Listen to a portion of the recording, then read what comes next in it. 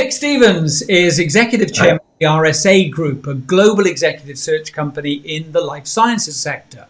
The RSA Group uses their own unique data-driven due diligence methodology to help build and develop boards and executive leadership teams. And today, I'm going to ask Nick to share insights about how ambitious executives and candidates can best position themselves to be more effective board directors and non-exec directors. What would you say, in your experience, are the components that make for an ineffective board? So I think that the thing that leads most to ineffective boards is a divergence of interest in the directors.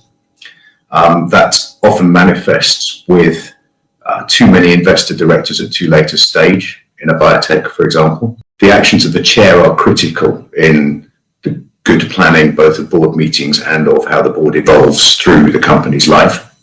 And chairs who perhaps are reluctant to evolve that board in advance of the inflection points of the companies drives poor decision making and poor advice. And finally, the key one, I think, is too many people.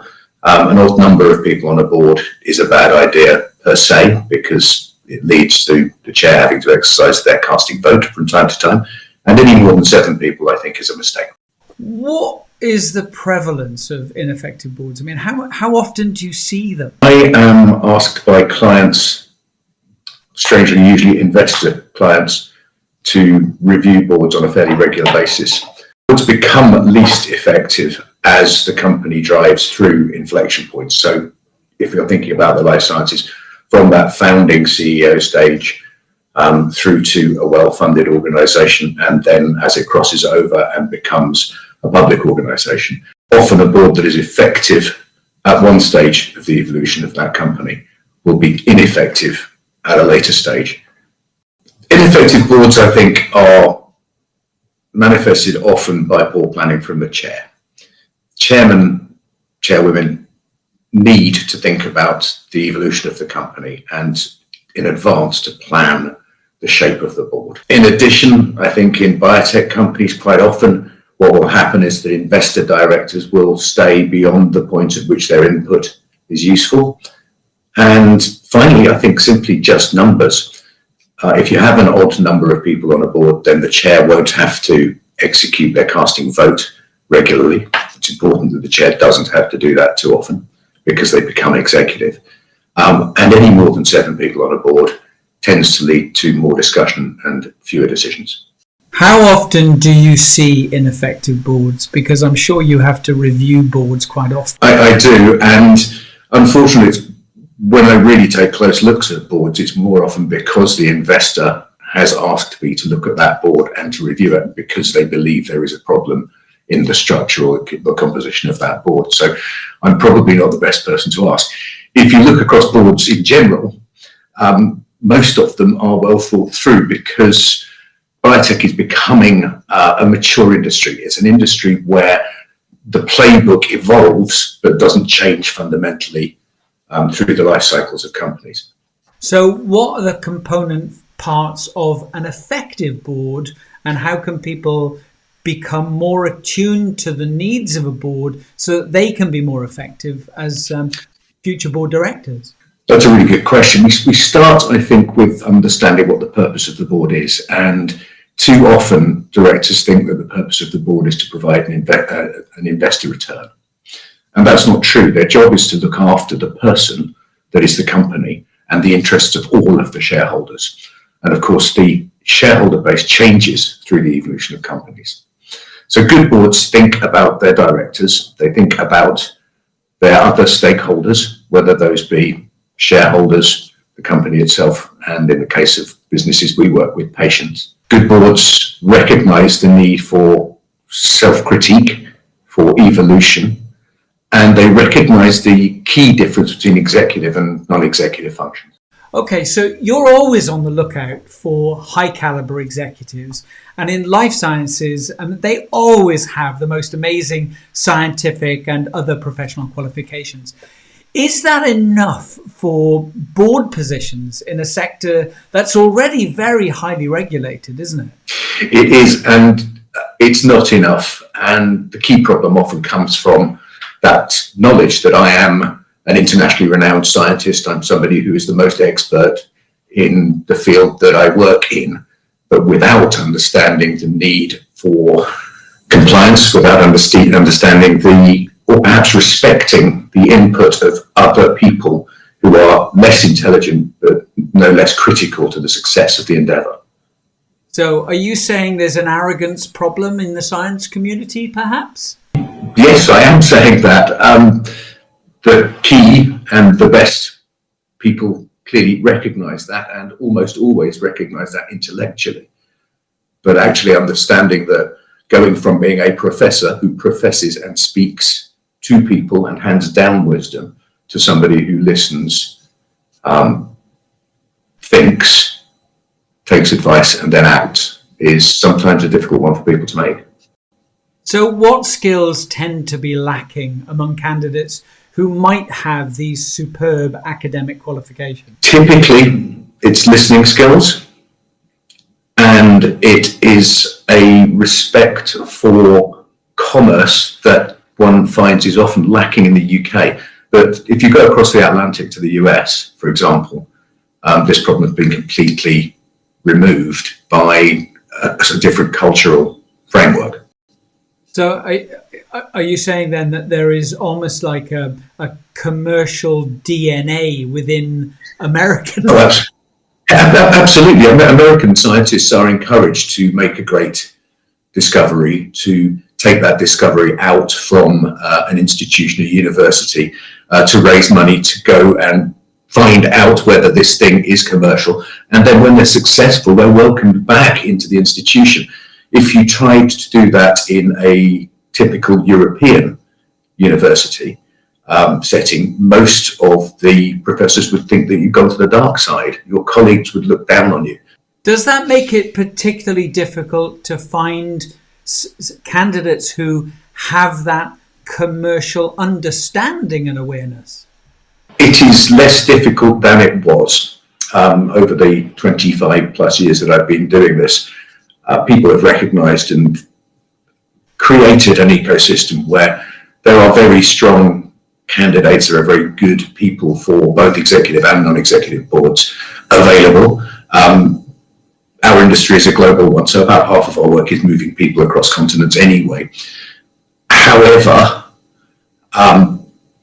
the key difficulty I see is actually, especially in the UK and in Northern Europe, a tendency for directors to hang on for a little too long, not to nurture new talent. So where are all the under 60s is a question we quite often ask ourselves. And how do you manufacture those? How do you help boards to develop and to bring on new talent, to accept that sometimes somebody who's done it before is not necessarily the best choice. Somebody who could do it now might be a better choice.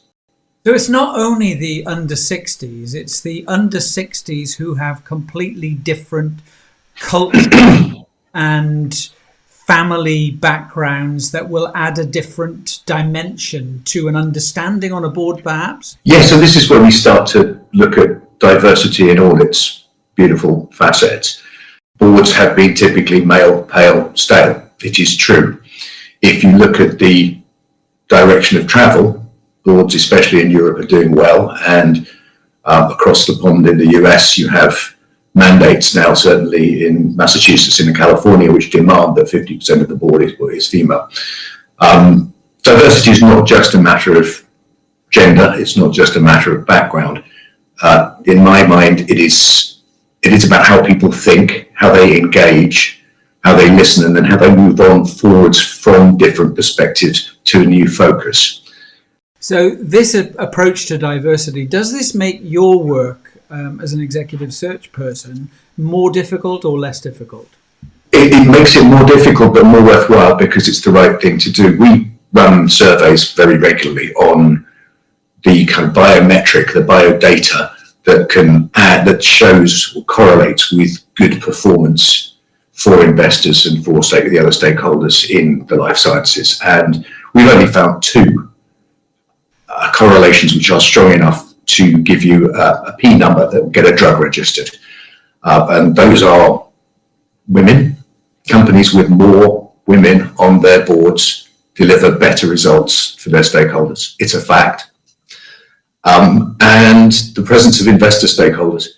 When investor directors stay on boards for more than 6 or so years, their interests tend to diverge from both the company and that of other investor directors on boards. So we encourage people to look at their investor directors and to engage with them early to talk about how they will be replaced and how they'll be replaced with people who continue to work in the best interests of them and their funds. I said in the introduction that you apply data-driven methods to building and developing boards. Can you explain that process in a little bit more detail? Sure, of course I can. Our process recognises the fact that data is now ubiquitous and available to almost anybody. Once upon a time, executive search was about who you knew, your personal network. And we simply believe that in a business that serves patients, that helps save people's lives, that is not good enough. So we developed a methodology that tries to look at people in a 360-degree fashion. So not only do we look at the people we know, we look at the people we don't know. Not only do we gather data from interviews and from referencing, both confidential and overt, we gather data from public sources like the FDA's website or the financial authorities' websites to find out if what people say about themselves actually correlates with what the regulators think. In addition, we do other forms of due diligence around things like social media and pro bono work. The UK may see an updated governance code very soon, with individual directors now responsible for any audit mistakes. How might this change the way that boards are run? Directors have always had personal responsibility for the actions of the company. What this increased level of compliance will push is, I hope, more attention to detail, a more personal engagement with the actions of the executive, and if that works well, a better, more close working relationship between executive and independent directors. So do you think this is going to be a good thing, or do you think it's going to imbue boards with more of a sense of fear and covering themselves, perhaps? Yeah, I think this is really important, and especially in the biotech industry. What we often fail to recognize is that science is in fact a creative endeavor, and the creation of new therapies, new ways of making people well again, is a creative endeavor. In creative endeavors, you can't risk minimize your way to success. Regulation, while it's good and it's important, also needs to be tempered with the freedom to explore new ways to drive businesses. And my hope is that the best of those boards will be able to embrace both more regulation and find ways to collaborate and to be creative to drive solutions for patients. You run a global business. How does the UK's approach to corporate governance stack up against other countries and other markets? I think in the US, the three most important words that boards consider most of the time is class action suit. They want to stay away from litigation, and that drives ever increasing complexity of regulation. Whenever you have one rule, you have two disputes. So the more rules you have, the more opportunities you actually find for people to find ways around those rules, and that is unhealthy in itself. If you move to the Nordic regions, for example, their boards are governed in a much more principle-focused way. This helps them to think in the long term. It helps them to think less about short-term value creation and more about the direction and the final point that the company wants to reach. I think a blend of the two is what you see in the London Stock Exchange and in the corporate code. Generally, the corporate code's a good thing. It's very useful, but it does have some tensions within it. What I've been campaigning for over 10 years now is the lack of desire in the UK corporate code for independent directors to be rewarded with share participation. And I understand why you might do that in a business that is selling widgets or has an opportunity for the non-executive directors, the independents, to push the executives to make short-term changes to the business that benefit them personally and financially. But in the life sciences, what we do is almost always a binary outcome. The drug either works or it doesn't. The medical device is either registered or it isn't. Patients get better or they don't. And so the alignment of interests of independent directors and the stakeholders is not interfered with. They can't change how the company behaves in a way that benefits them, but not all of the other stakeholders. So I know that sounds like special pleading, but I think it is important for companies to push back on regulations like that, where in fact they damage the interest of shareholders.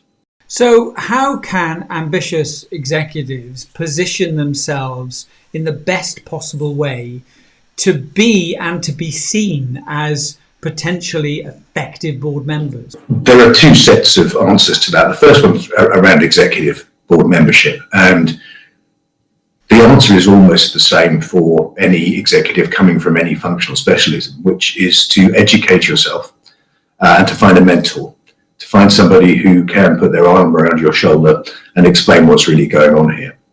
And the second piece for executives is to think about how they do expand their horizons to look at a wider stakeholder community. So as an executive going up through the ranks, typically what you need to do is hit a sales target or hit some milestones or make actions that fit timelines. Those things are decided by the board, but may not always take into account the larger stakeholder community. And what you need to do is learn to focus yourself to be a more impressive executive in a functional sense, and then open up your experience. That needs to be conscious, and in order to do well with that, you need to be able to listen and engage with people who you might be seen to have been competing with earlier in your career. I mean, there was a time where the environment, sustainability, social elements of a business were seen as, nice, quaint, cute little things. But that seems to have matured somewhat, and it's on the top of mind for a lot of people. What is your thinking on environmental and social governance issues these days? Personally, I think the longer term you think, the better in whatever it is you do. So I've always admired companies that have a long-term view. And I think environmental, social responsibility, diversity and inclusion all fit into that longer-term view. Where do I want myself to be? Not in one business cycle or next quarter, but where do I want myself to be in 10 years, 50 years, 100 years? If we think about things in those longer timescales, social responsibility, environmental responsibility, diversity, inclusion, all follow naturally. But isn't that the problem? That executives tend to be rewarded in the short term, not the medium or the long term? Yes, it's the fundamental problem, and it's clearly an even bigger problem in publicly quoted companies where shares are traded in microseconds, where the executives are expected to give detailed reports quarterly and to show themselves to account to the shareholders every 6 months, where they're driven by financial markets that have an immediate profit objective rather than by the mission of the corporation, which could well have a much longer term. I know, having met a number of people who are in the life sciences, they are really on a mission to make the world a better place. So I see a tension here between the longer term, sustainable, holistic approach to whatever it is that they're trying to do or cure, yet at the same time, they have to satisfy investors who may say that they're interested in long term, but actually they want the short term. Well, of course they do. They're investors. Their job is to make more money with the money they've got. But the experiment in life sciences takes a minimum of 14 years to run. So you cannot turn new science into therapies for patients in much less time than that. The pandemic has shown us that you can do that in 2 or 3 years, but that wasn't with new science. That was with existing science, existing technology, which had been developed over decades previously. So this leads me to a conclusion, which is that life sciences companies need to have smaller shareholder bases, and they should certainly delay public offerings to the point at least at which when they know they're going to have things that can be taken to market and can help patients. What would you say makes an effective non-exec director? Well, first and foremost, it's the ability not to be executive. It's very difficult for people who have been used to running significant pieces of businesses or significant businesses to make that transition to one where instead of telling people where you're going or finding the solution, you're helping them to think through the problems, show them where the landmines are, counsel them on how to avoid them, and then let them do what it is that they're hired to do. So where is it that you get that sort of skill if you haven't necessarily got experience of being a non-exec? There are a lot of good training courses out there, and I advocate personal development and training as much as I can. But the real answer is that this responsibility lies in the hands of existing chairs of companies. What they need to do is to create a pipeline of talent, of diverse and inclusive talent consciously. More and more often now when we're building independent boards, rather than suggesting that a company takes on one director as a replacement, we suggest they take on two, and that second person is somebody without current independent director experience. And the job of one of the existing directors should be to mentor and develop that person so that they make a better independent director. That's good business for you, isn't it? You get two candidates when they're only asking for one. Yes, it would be good business for us, but if it increases value for the shareholders or stakeholders or makes new medicines more likely to be delivered by companies in the coming 10, 20, 30 years, then that's good for everybody.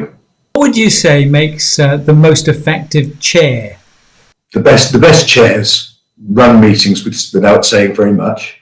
They prepare incredibly well.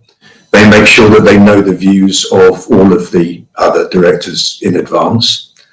And then they build a cycle of board meetings that has a cadence to it, which moves from strategy to execution to measurement to strategy to execution and so on. They need to be able to think about how the minutes will look before the discussion starts, and then help to make sure that the right decisions are made, recorded, and the right people are made accountable for making those decisions happen. It sounds to me as though you're describing the difference between a team of professionals and a ragtag group of enthusiastic amateurs. Well, with increasing regulation and increasing possibility of being held to account for the decisions of board, it's absolutely essential that boards are staffed by professionals. How vital would you say is the relationship between the CEO and the chair? The chair's role as a mentor, coach, and speaker of truth to CEOs can't be understated. A good chair is all of those things, as well as somebody with sufficient independence to be able to lay down the law when it's necessary.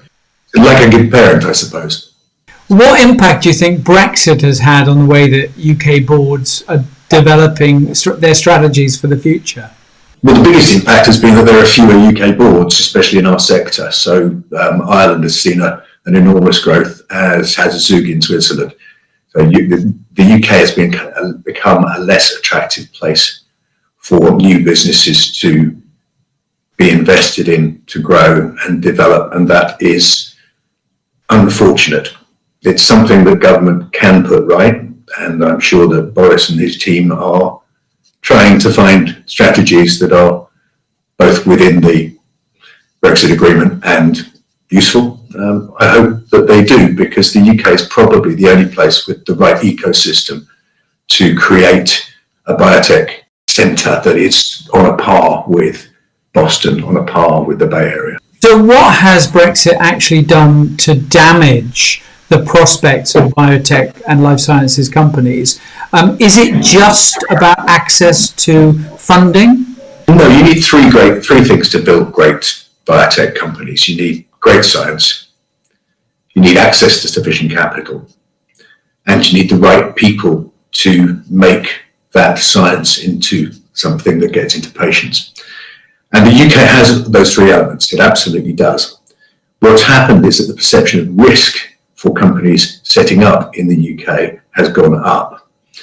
The long period of time between the decision and Brexit actually happening led to two things. It led to uncertainty, which makes people look at other options, and it led to opportunities for other centres in Europe to present themselves as better places to be homes for corporations. Yeah. What interests you so much about your chosen career? Oh, that's easy. Every day I spend 5, 6, 7 hours talking to people who are more intelligent than me about things that fascinate me, and I get paid for it. It's the best job in the world. So what advice would you give to would-be board directors? Where should they put more of their attention in order to be better prepared for future roles? The first thing is to consciously understand the difference between governance at lower levels in an organisation and governance where you have responsibilities to many more external stakeholders. It's something you can learn about by taking on projects in companies. It's something you can learn about by reading and by talking to people. And possibly the best way of doing that is to look for a mentor, to find somebody who will take you under their wing and help to develop you with that end in mind. What that needs is for you to clearly state that that is where you want to go. What do you think the key issues that UK boards are going to face in the coming year? Navigation in complexity and uncertainty. The world has without doubt become more complex. Fortunately, that's something that we hope technology will render invisible in the short term. Uncertainty will always be there, and in an industry like the life sciences, you live with uncertainty all of the time. You're running science. Science is about asking questions, putting forward hypotheses, and then testing those to destruction. If you can't destroy them, they're good ones. And actually, the creation of a life sciences company is precisely that. It's running an experiment. So we perhaps have a better place to come from in the life sciences than in many other industries. But there is still less certainty and more risk out there than there used to be for UK companies. How bright is the future, do you think, for executives who take corporate governance far more seriously than those who don't? The negative outcomes in the life sciences for people who don't take their governance seriously is that people die. So it's absolutely essential in our industry to understand that. It's absolutely essential to understand what responsibility really means and what culpability is. Nick, it's been great talking to you. Thank you very much indeed for your time. How bright do you think the future is for people like you doing what it is that you do? It's an interesting sector. There will always be a requirement for the kind of service we provide. Technology is doing its best to disintermediate that, and good luck to it. It means that the best will survive and that we need to keep driving new added value into the work that we do with humans who at the end of the day deliver new therapies to patients who need them. Nick, thank you very much indeed. It's been fun, thank you.